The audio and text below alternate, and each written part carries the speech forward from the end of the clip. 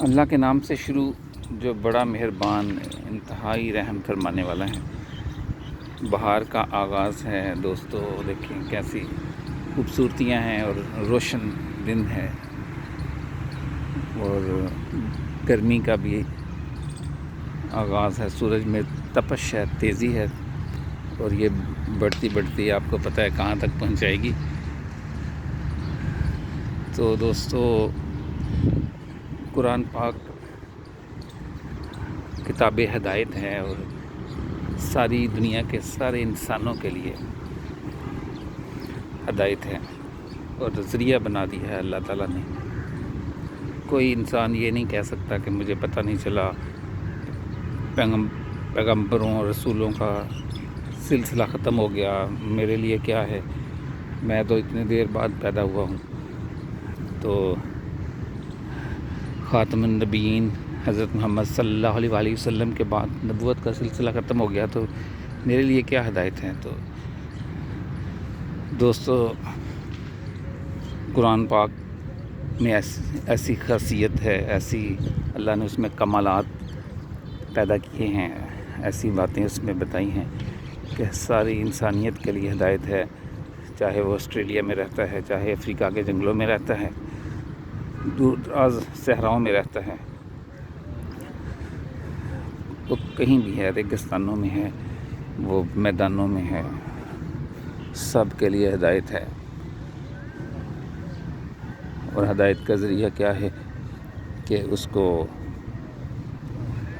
پڑھا جائے، سمجھا جائے، اور عمل کی نیت سے سمجھا جائے، اور پھر اس کو دوسروں تک پہنچانے کی فکر کی جائے۔ تو اس طرح ہم اس میں سے حاصل کر سکتے ہیں کیا کہ دنیا اور آخرت کی کامیابی حاصل کر سکتے ہیں۔ ساری کی ساری خیریں اللہ نے دین میں رکھی ہیں، اور دین کو اللہ تعالیٰ نے محنت کے ساتھ جوڑا ہے۔ دنیا کی محنت سمجھ میں آتی ہے کہ یہ کریں گے تو یہ ملے گا، یہ کریں گے یہ ملے گا، ایسا کریں گے یہ ہوگا۔ بزنس پہ محنت کریں گے، صحت پہ محنت کریں گے تو یہ ملے گی، تجارت پہ محنت کریں گے اس کے فائدے ملیں گے۔ ہر چیز کی محنت سمجھ میں آتی ہے۔ تو میرے بھائی، اس طرح ہی دین کی محنت ہے کہ دین کی محنت کریں گے، دین کے فائدے ملیں گے، دین کے ثمرات ملیں گے، دین کے اندر اللہ نے کیسے کیسے خزانے چھپائے ہیں وہ ملیں گے۔ جس طرح فرمایا، ایک دفعہ سبحان اللہ پڑھنے سے جنت میں اتنا بڑا درخت لگتا ہے کہ ایک گھوڑا 100 سال تک دوڑتا رہے پھر بھی اس کا سایہ ختم نہیں ہوتا۔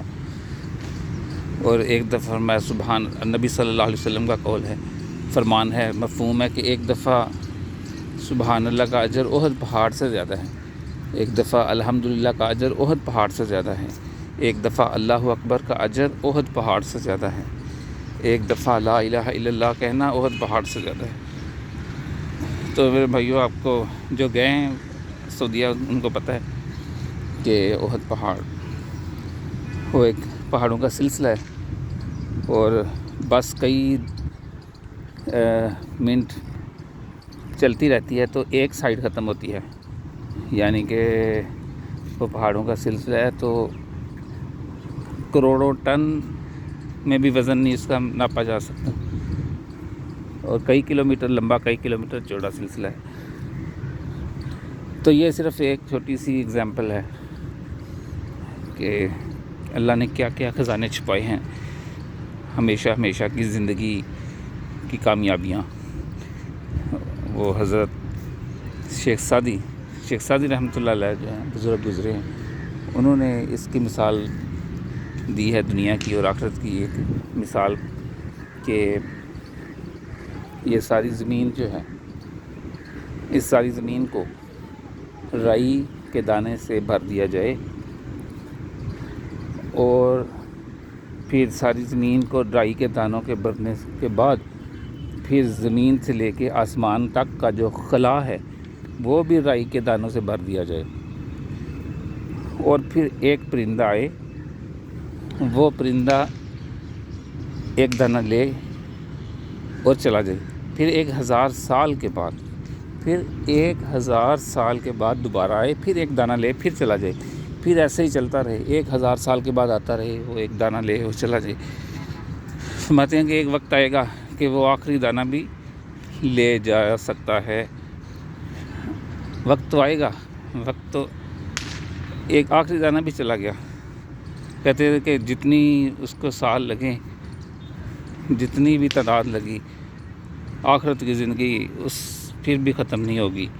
اتنی لمبی زندگی ہے کہ ختم ہی نہیں ہے، جس کی انتہا نہیں ہے۔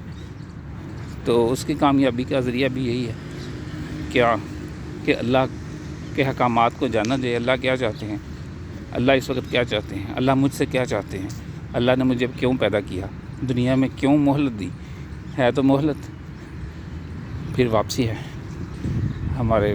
دیکھ لیں، ہر جو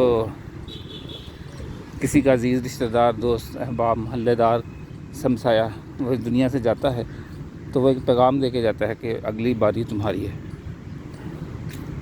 تو اس طرح زندگی کو ہم اس نظر سے دیکھیں کہ بے مقصد تو پیدا نہیں کیا۔ اللہ نے قرآن پاک میں بھی کہا ہے کہ بے مقصد پیدا نہیں کیا، ہر چیز کا مقصد ہے، ہر چھوٹی سے چھوٹی شے ہے اس کا مقصد ہے۔ تو اتنا بڑا جیتا جاگتا انسان جو اشرف المخلوقات ہے، اللہ کی سب سے بہترین تخلیق ہے، جتنے بھی ڈیزائن ہیں دنیا میں بڑے بڑے گروپ آف سائنٹسٹ نے بنائے ہیں، ان سب کی ڈیزائن ایک ذرہ بھی نہیں حیثیت رکھتے اللہ کے ڈیزائن کے آگے۔ اللہ نے جو انسان کی تخلیق کر دی، پھر اللہ نے کائنات میں جو سسٹم بنا دیے ہیں، خالی انسان کے اندر ہی ایک جہان آباد ہے۔ تو دوستو، غور کرنے کی بات ہے، غور کیجئے، قرآن پاک کو روزانہ کی بنیاد پر پڑھیں اور سمجھیں۔ وہ کہتے ہیں جس نے ہم مسلمانی اور ایمان اور